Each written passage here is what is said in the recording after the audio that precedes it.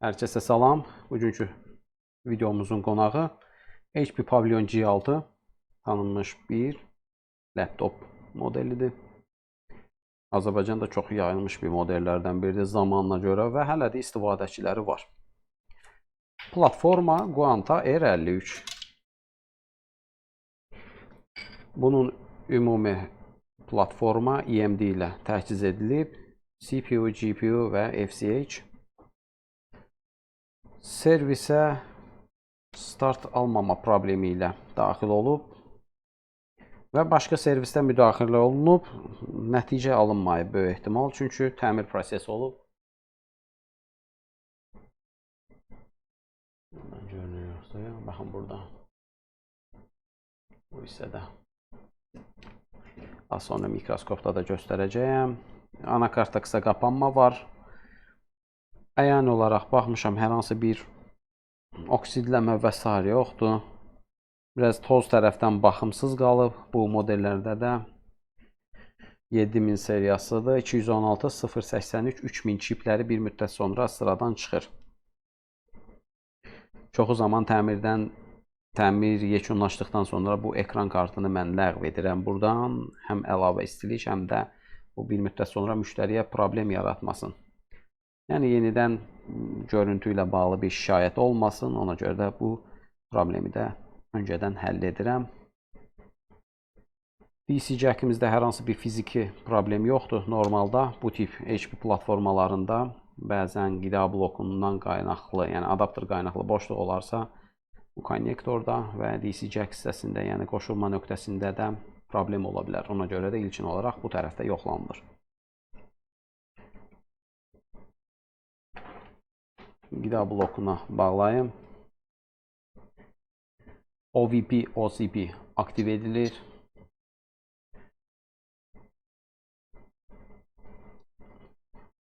Qida bloku buradan görünür.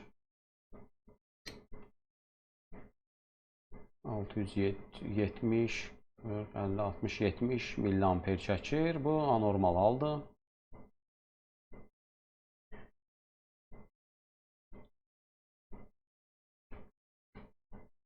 Termal kameramızda baxa bilərik əslində.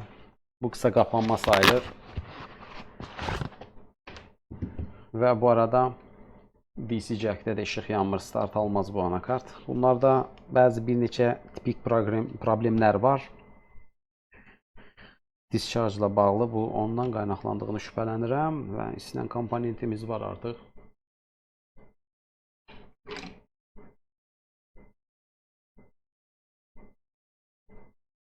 Bu bizim buradakı discharge kontrollerimizdir. Discharge kontroller bir neçə səbəbdən isinə bilər. Çünki bu bəzi bölmələrə də bağlıdır. Sxemlə təyin edə bilərik biz bunu, hara bağlı olduğunu. Mikroskop görüntüsünə keçim. Qida blokundan ayrıq artıq ehtiyac yoxdur.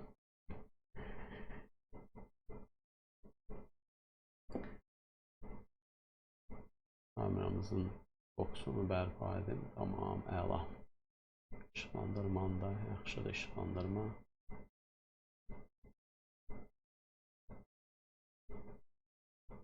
Tamam, hər şey qaydasındadır. Və burada bizim çox yenə eybəcərişçilikdir. Bu batarya tərəfin bir baxın, bir dəqiqə. Deməli buradan giriş. Hə, bu yox. Bu giriş şunt müqamətdir. Baxın bura. Bura batarya dövrəsinə bağlıdır və böyük ehtimal ki, hə, tamam. Deməli bu buradakı PL 6, PL 8 induktorlarımız batarya tərəfdən gələn ana voltajdır. Bu MOSFET vasitəsilə təbii ki batarya, daha doğrusu AC tərəf, yəni qida blokuna bağlanmadığı müddətdə bu MOSFET aktiv olur və buradan şunt müqamətlə paylanır ümumi sistemə. Bu isə deməli bura müsbət tərəf oldu. Hə, bu alt MOSFET-dir, böyük ehtimal ki bu da üst MOSFET-dir. PQ33, PQ31. Bu MOSFET-lər sağlamdırmı, sağlam deyilmi bilmirəm. Bu da bizim batarya indüktorumuz. Multimetri bağlayayım bunu. Bağlamayı unutmuşum ben. Multimetrimizi bağladım. 19 ana xəttində qısa qapanma yoxdur. Bu bizim fazlarımızdır.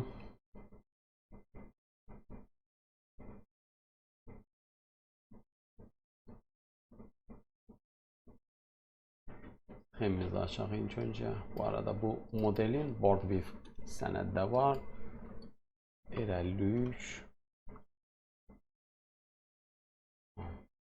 Sxemi də açaq. BoardWeave də açaq onu.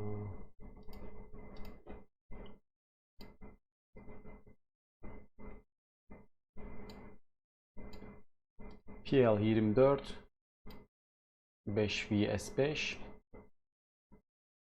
Bu isə 3VS5. Multimetr müqavimət rejimindədir.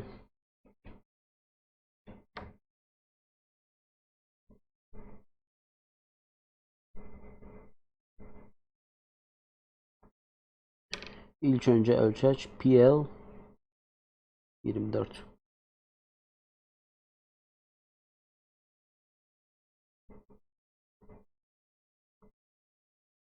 Burada elektrolit kondensatorumuzun müsbət pinini ölçümə edirəm. Ohm cinsindən. Bu da ohm cinsindən.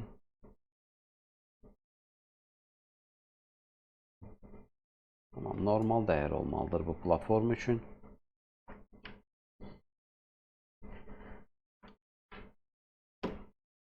O MOSFET yenə də mənə şübhəli idi.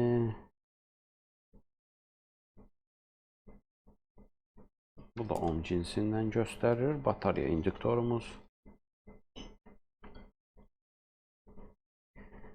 Bu bizim standby VRM. Bu bizim batarya kontroller. Bir dəqiqə. Fokuslamadım. Deməli, baxın, bu bizim standby VRM kontroller. Batarya kontroller. Bu isə discharge kontroller. 7502.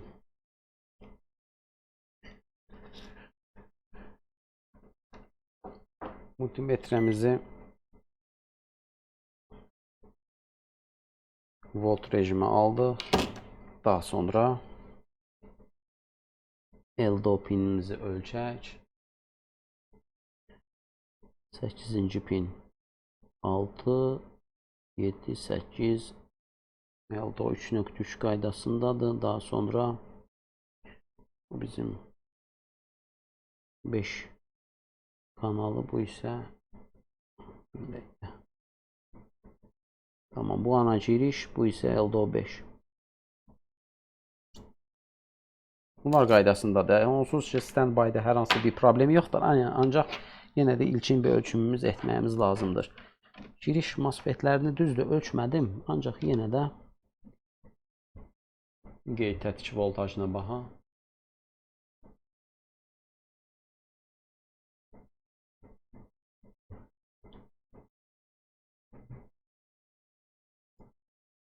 Bura anormaldır.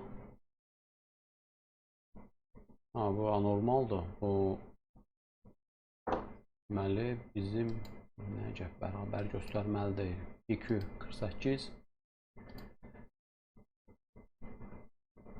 Bu bizim bu sistemə girişdir. İkinci MOSFET. Çünki birinci MOSFET burada yer alır. Şiş bir MOSFETdir. PQ46 sxemlə nəzər yetirək. PQ46. İlk giriş MOSFETimizdir bizim. Buradakı bizim filtrimizdən keçdikdən sonra paralel şəkildə bağlanılan EMI dövrəsidir. Daha sonra PQ46, daha sonra PQ48. Bir kanallı MOSFET olması lazımdır birincisi. Digər isə N kanal MOSFET olması lazımdır. Bu buradakı dövrəyə bağlıdır tətiklənməsi. Dual tranzistor, PNP tipli. Bu isə birbaşa AC drive tərəfindən təyin edilir. 4-cü pinə batarya kontroller tərəfdən baxarıq, ancaq burada anormallıq var əslində.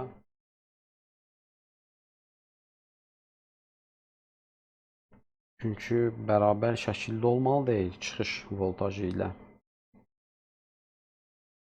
gate terminalı. Ancaq burada bizim girişimiz yaxşı. Bunun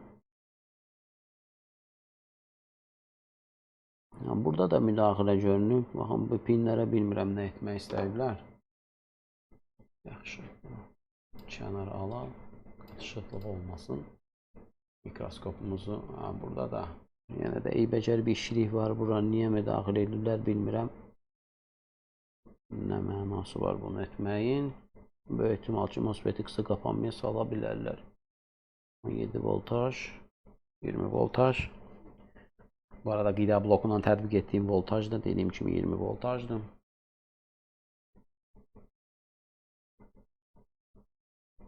Birinci MOSFET-in gate'i 17, ancaq digər MOSFET şübhəlidir.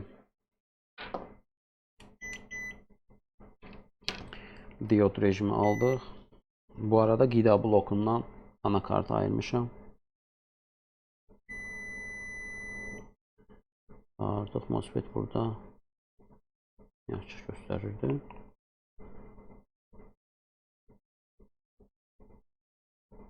Tamam. Bağlandı, düzdür. Daha sonra buna baxaq.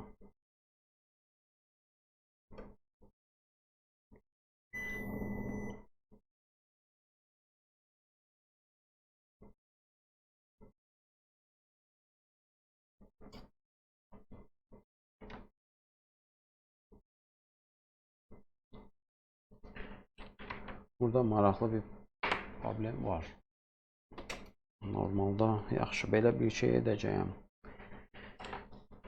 Qida bloku ilk bağlandığı anda bir multimetrlə baxaq görək. Biz burada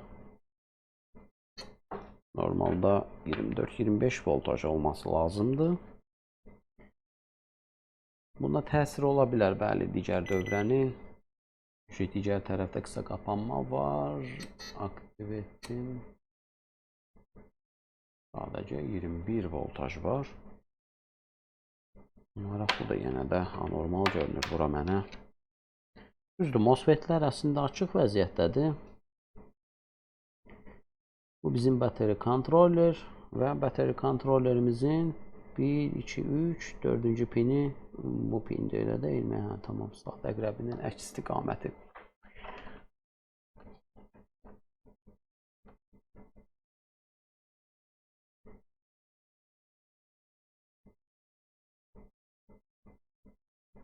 %20 voltaj olaraq göstərilir. Osiloqrafla buna baxmaq istəyirəm. Görək ilk start əsnasında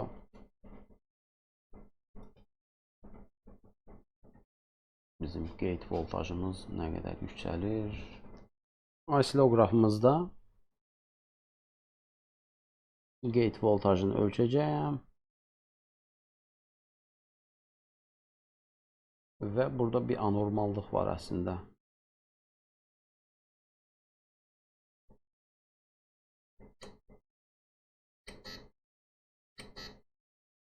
Diqqət edək, əslində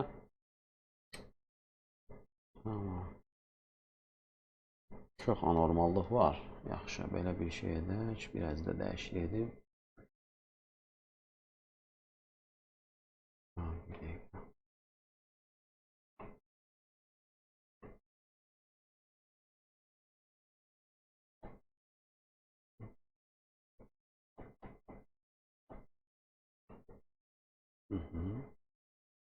Buna biraz zamanla oynayaq. Aha, belə yaxşıdır.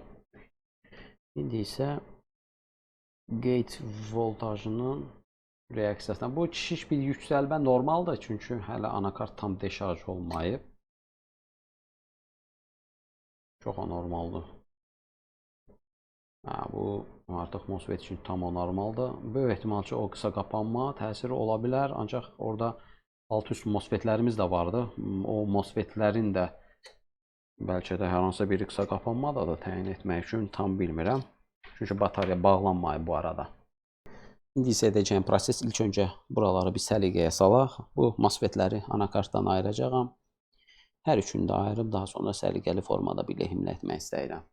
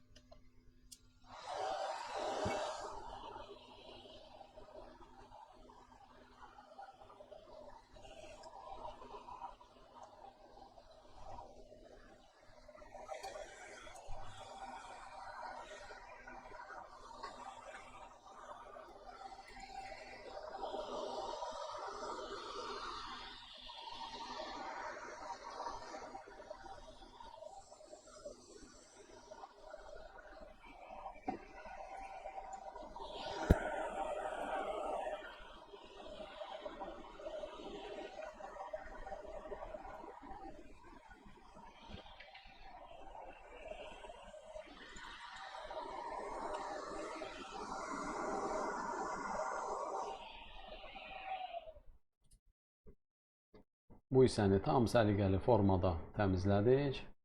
Çox eybəcər bir flaks iyi gəlirdi.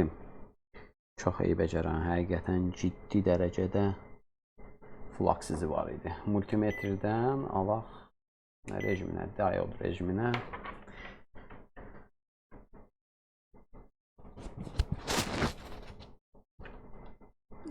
İndi isə MOSFET-imizin ölçümünü edək. Bir MOSFET-imiz artıq nasazdır. Bu PQ31'dir. PQ31'ə baxım, görüm bu hansı tərəfə düşən MOSFET-dir. PQ31.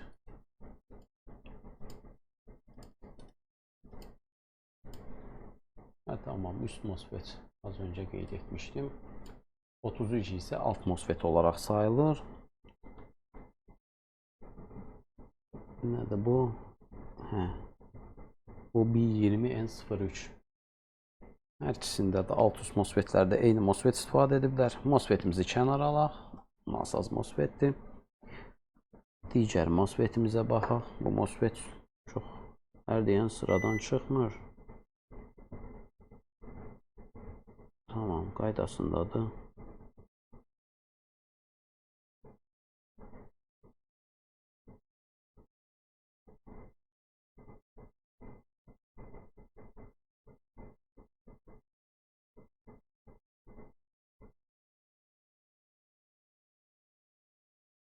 Bu arada gate və source terminallarını da ölçürəm. Bu da qaydasındadır. Digər AC-DC xəttini ayıran MOSFET-imiz var.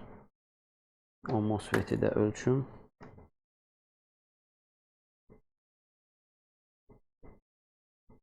Problarımızın yerini dəyişdirək. Bəli, bu MOSFET sağlamdır. İndi isə bu MOSFET-ləri yerinə lehimləyim. Daha sonra yenidən ölçüm edəcəyəm.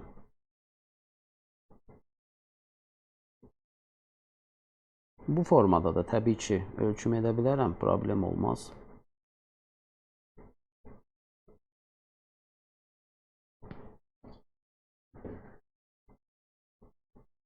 Normalda bu MOSFET-lər sağlam şəkildə qalması lazım idi.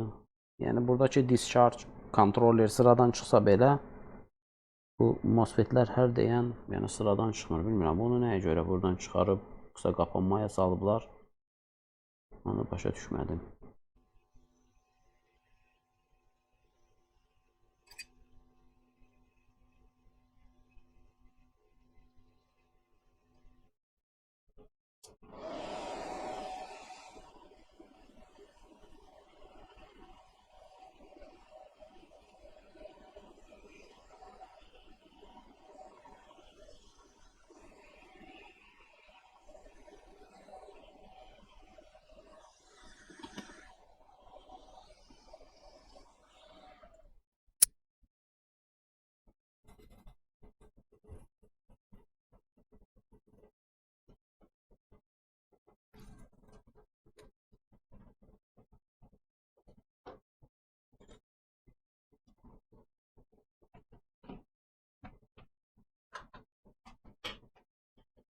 MOSFET-lərimiz tam səliqəli şəkildə lehimləndi.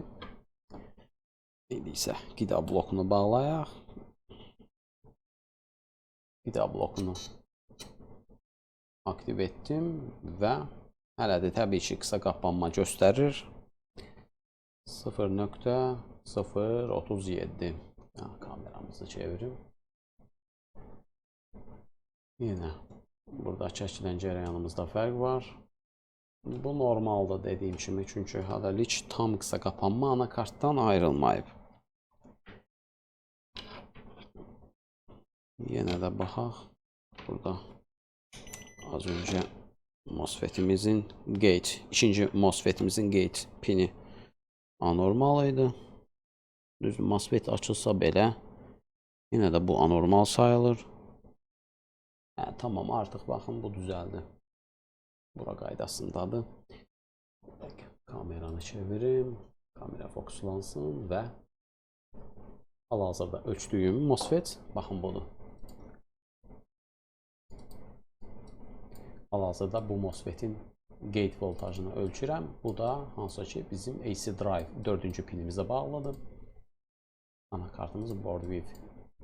Baxın, bu MOSFET-imizdir, böyük gövdəyə sahib olan MOSFET-imiz və bu da qaydasındadır. 26 volt, bu tam ideal dəyərdir. VGS şərtini nəzərə alsaq. Bura qaydasında, ancaq yenə də anakartımızda discharge kontroller isinir.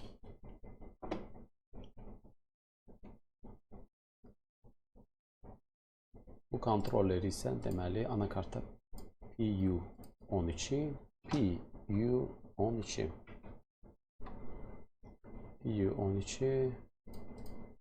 tamam, bu ümumi discharge kontrollerdir.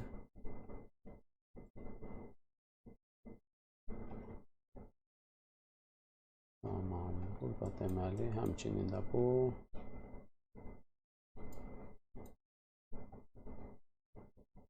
aktiv oldu. Tamam, bu kanalları əslində sıfırlamaq üçün istifadə olunur. Burada convert siqnallarımızdır burada. 3VS5-dən 3V-yə keçid edən bölgələrdir. Hansı ki, bunlar da bunun digər pinlərinə bağlıdır. Deməli, bu bizim AC-in batarya kontroller tərəfindən göndərilir və burada VIN girişimiz var, VAD, hansı ki, çıxışdan əldə edilən bir gərginlikdir. 2 MOSFET-in şut müqamətdən. Yox, yenə də baxın, bu deyəsən bir dəqiqə.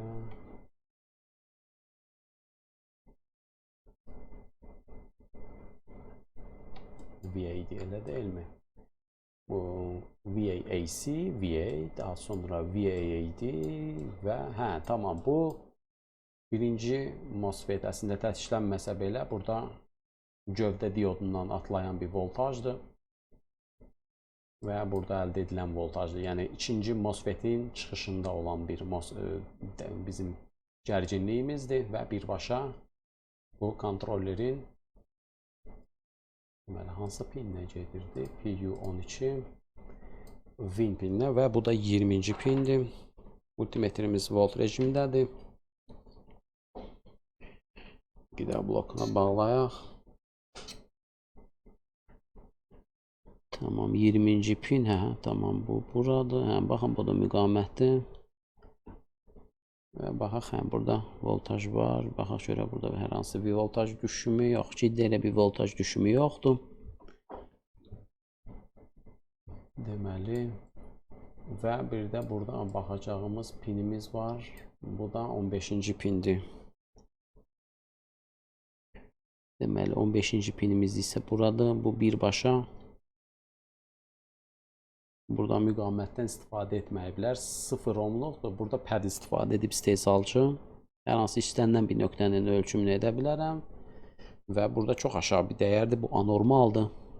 Tam anormaldır. Çünki normalda yüksək bir logik, yüksək bir gərginlik lazımdır. Hansı ki, bu BQ728 üçün logik bir dəyəri lazımdır. Yəni 3.2 3 voltaj kimi bir dəyər görməyimiz lazımdır. Bu isə anormal haldır. İndi isə edəcəyimiz proses bu kontrolleri anakartdan ayırmağım gərək. Təbii ki, bu xətti də kəsib baxa bilərəm. Ancaq ekstra bir uzun iş etmək istəmirəm. Kontrolleri anakartdan ayıraq.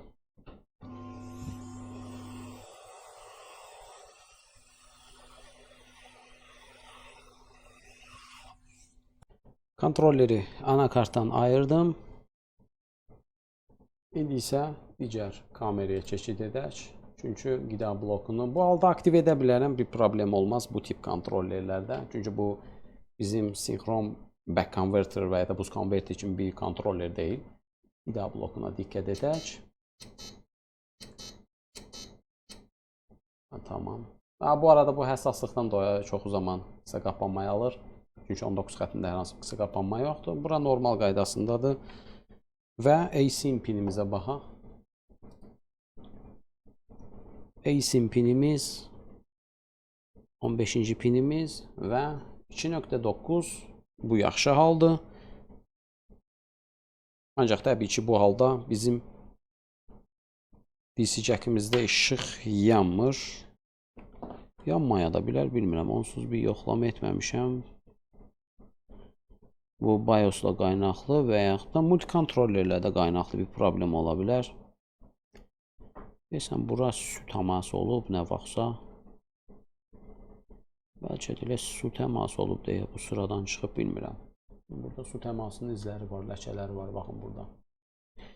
Yaxşı, nə edəcək? Bu kontrolleri yeniləyək. Bu arada bu kontrollerin əvəzləyicisi var. Eynisi olmasına ehtiyac yoxdur. Çünki eynisini tapmaq çox çətindir və bahalı olur. Deməli, bu nədir? 7502. Bunun yerini isə mən P2882 nədir belə bir kontrolleri, tamamı kontrolleri tapın. Deməli, bu kontrollerin digər əvəzləyicisi bu modeldir. Forumda da bağlı, bununla bağlı paylaşım var idi. P28.0 neçədir bu? 06 mı nəmi? Yaxşı, çıxarım kontrolleri.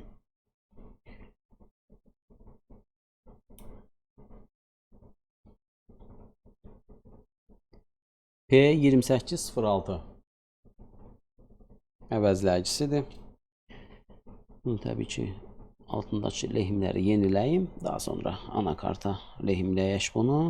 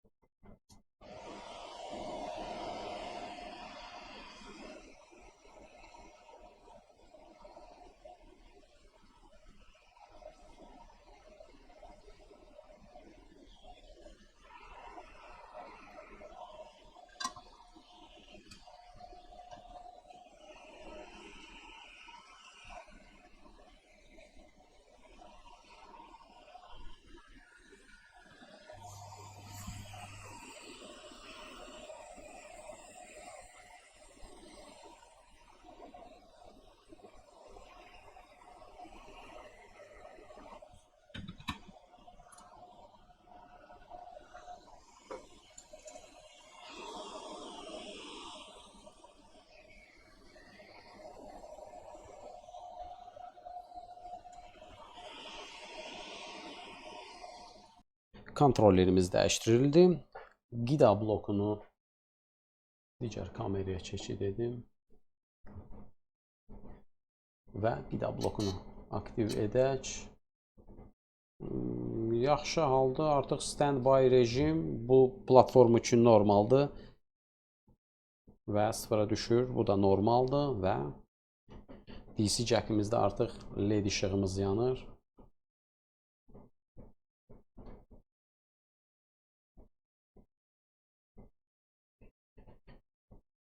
Anakarta start vermək istəyirəm, ancaq bu anakart həddindən artıq tez isinən bir anakartdır. Ona görə də bu əsasən də CPU daha tez sürətli isinir.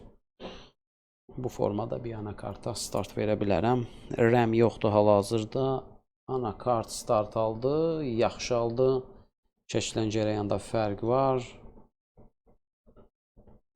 Bu da keçilən cərəyanımız normal aldı. Yaxşı, RAM-i də bir bağlayım üzərinə.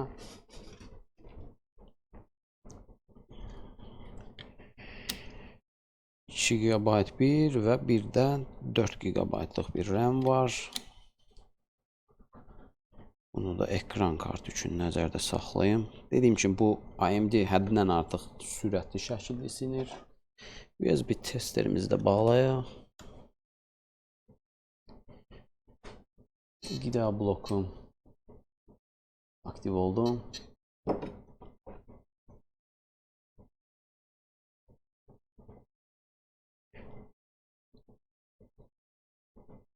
Anakart start aldı. Bunu da ekran kartı üçün əlavə edək. 1.7, 1.8, 1.6. Yəni tamam, görüntü var. Çəkilən cərəyan çox yüksəkdir. Tez qida blokunu ayıraq. Çünki dediyim kimi də bu AMD seriyasında CPU həddindən artıq çox isinir. Tamam, xeyli isinib. Yəni BIOS-la bağlı bir problem yoxdur. Deməli bizim NASA's Component Discharge Controller və bir də üst MOSFET-imiz, N kanal MOSFET-imiz NASA's idi. Bu da dəyişdirildi. Bilmirəm, maraqlıdır nəyə görə bu tip yanlış müdaxilə olunub. Bəlkə də əl təması ilə bilmirəm, amma əl təması olsaydı bu kontroller əl təmasında istiliyi göstərirdi. Yəni ki 40 mAh elə də az deyil. 40-50 mAh elə də az deyil. Elə. Bu arada bu modelin ekran kartını da mən ləğv edəcəyəm. Dediyim kimi həm ümumi fazı bağlayıram. Ümumi fazı VRM kontrolleri. Ki ümumiyyətlə heç bir faz aktiv olmasın. Həm də buradan bizim müqamətlərimizin yer dəyişməsi olacaq. Bu pozisiya dəyişdiyi zaman birbaşa daxili ekran kartı istifadə ediləcək. Başqa hər hansı bir problem yoxdur. Burada bir neçə şiş bir oksidləmə ləkələri var idi. Burada da biraz var. Çox ehtimal ki tozlanmadan da ola bilər. Yəni ümumiyyətlə bərbad haldaydı bunun daxili. Bunlar da təmizlənib, dediyim kimi ekran karta bağlanılıb. Son nəticəni paylaşacağım sizinlə. Laptopumuz tam normal qaydada işləyir. Bu arada tam testlər olunub və ikinci ekran, AMD ekran kartını da bağladım. 7000 seriya. Bu CPU daxilində olandı. 7640G HD AMD Radeon. Bu qədər videomuzu yekunlaşdıra bilərik. Bu tip ümumiyyətlə problemlərdə hər zaman qeyd edirəm. Sxem üzərində, sxem varsa sxem, yoxdursa o komponentin, NASA's hər hansı bir komponentin datasheet üzərindən analizlərini apararaq yekun nəticəyə gəlmək lazımdır. Yəni halımıza gələnə hər hansı gördüyümüz bir şeyi dəyişməyimizə ehtiyac yoxdur. Daim ölçüm, son nəticədə o komponent həqiqətən NASA'dırsa dəyişməyimiz lazımdır və bu da nəticəsi. Bu qədər, növbəti videomuzda görüşərik. Sağ olun.